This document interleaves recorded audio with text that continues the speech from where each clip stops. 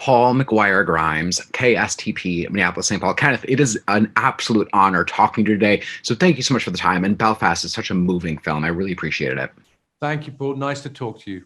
Thank you. Now, did you come away with just a different appreciation for your parents or your grandparents in that community of Belfast after kind of living in that world? I did. I did. I found that the film laid a lot of ghosts to rest. And it also was a thrill when we took it to the Belfast Film Festival for the opening night. 1,400 people rose to their feet at the end. And so many of them that we saw on the way out said, "That's my story. That's my story." And that, for me, that was deeply, deeply moving. Yeah. Oh, God, that's so great to hear. I think that history is so important. What is it about this era, Belfast 1969, that you feel is still relevant for today? It was a time when all sorts of social ferment was happening in Paris. There were riots. It was the summer of love. San Francisco was ablaze. Psychedelic drugs and haircuts and all sorts of trippiness was going on.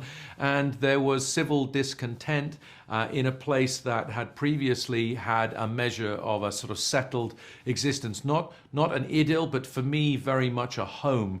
It became a place where things were polarized, where the atmosphere became tribal, where people could say and mean you're either with us or you're against us. And that reduces the options of what happiness means significantly. And I think that moment of being able to understand what somebody with a different point of view, a different religion, a different political belief or whatever may mean, I think is important. The desire to understand it, I think, has never been more necessary nor more difficult. And that era was one in which it began. Kenneth, that's amazing. Oh, now describe the collaboration between you and Dame Judi Dench, who's just one of the greats, and you have her in so many of your films. What is that like between you two? And I know that you can just send her anything, and she'll say yes. Well, she's playful. She's determined. She's what Clint Eastwood calls a fast startup actor. She really just goes at it, and she's a wonderful inspiration. And in this case, was, I think, a sort of profound influence on young Jude Hill, 80 years between them, but the film rested on both sets of shoulders, and Judy, I think, provided an example of professionalism, playfulness, bravery, and fun, serious fun, that Jude, I think, really took to like a duck to water. Oh my God, I love hearing that about her. Now, we see Jude's character just like in awe at the movie theater and the power that cinema can have. Are there movies that you saw as a kid that you still remember to this day? Because I think about like Dunkirk and movies that you've made with Christopher Nolan that are just, you go to the theater to see an experience and like move you.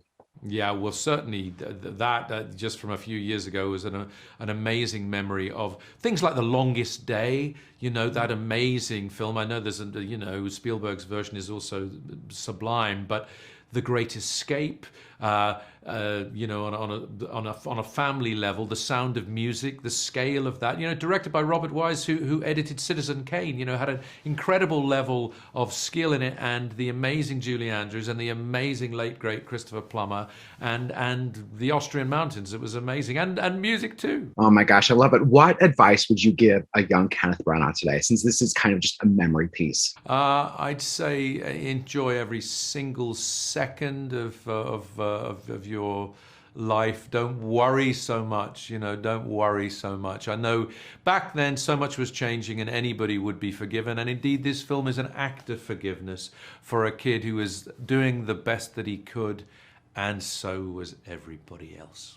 I got the wrap. I've loved every second of this interview. So thank you so much today for the time, Kenneth. I really, truly appreciate it. Great to talk to you. Thank you. Paul McGuire Grimes, KSTP, Minneapolis, St. Paul.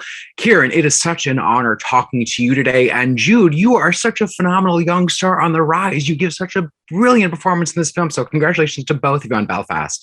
Thank you very much. Thank you. Yeah. Now, Jude, what did you take away from working with these acting greats with Kenneth and Ciarán and Dame Judi Dench?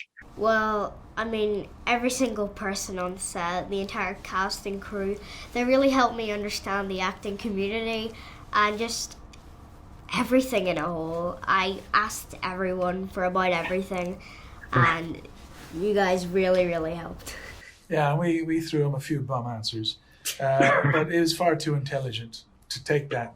And so he went off in his merry way and produced this extraordinarily brilliant and moving and funny performance. I mean, this whole movie rides on you, and it was just so. I don't want to say the whole movie rides on you, but you're the focal point of this film is through your character's eyes. It was just so beautiful. Now, Ciarán, I read that you grew up in Belfast. What does that town and that community mean to you? I did. I was in the 50s. I was a little nipper running around in short trousers. Grew up half a mile from Ken Branagh. I have a few years on him, so we never bumped into each other.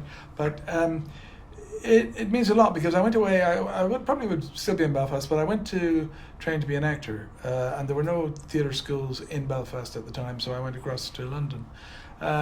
But what is funny, you can leave for a while, but your heart is always connected. There's something, not just Belfast, but Irish as well, about the heart always being connected. And so I would always go back 3-4 times a year when my mum was alive. My father would go and visit them all the time. And now I have 3 sisters still there, and we're still very tight-knit after all these years.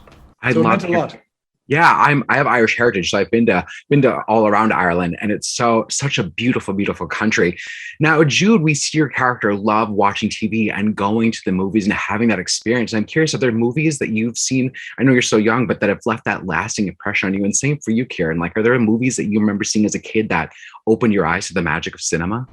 Well, I think the Marvel films and sort of like the sci-fi Star Wars films, that sort of inspired me to start acting, and they're really just great films, and I'm a big fan of them still to this day. I think one of the first films I saw, and I was probably only about 10, was a film called Zulu, which was a bloodbath.